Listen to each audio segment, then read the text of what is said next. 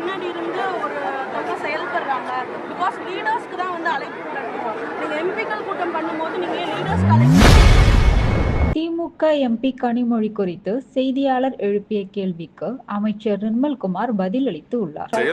கண்டிப்பாக இதை வந்து அனைவரும் எதிர்க்க வேண்டும் என்று கேட்டுக்கொள்கிறேன்.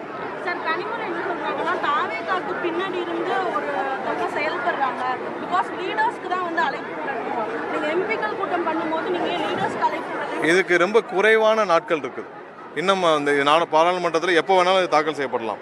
இது குறைவான நாட்கள் இருக்குது. அனைத்து பாராளுமன்ற உறுப்பினர்களுடைய ஒப்பீனியன் எடுத்துக்கணும். ஏன்னா அவங்க தான் வந்து பாராளுமன்றத்துக்கு போய் தினம் போய் பேசிட்டு வராங்க. இப்போ நிறைய வந்த பாராளுமன்ற உறுப்பினர்கள் வந்து அவங்க எல்லாருக்கும் அவங்க சொல்றது என்னன்னா, அவங்களுக்கு தேவையான இப்போயே அவங்களுக்கு வந்து முக்கியத்துவம் கிடைக்கப்பெறவில்லை.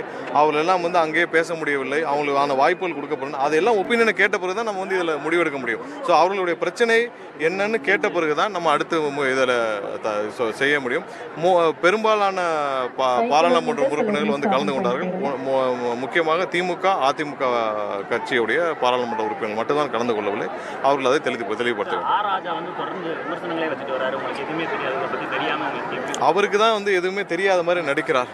திரு ஆ ராஜா அவர்கள் தான். ஏன்னா இந்த மசோதா என்ன செய்யும் என்று அவருக்கு நல்லாவே தெரியும்.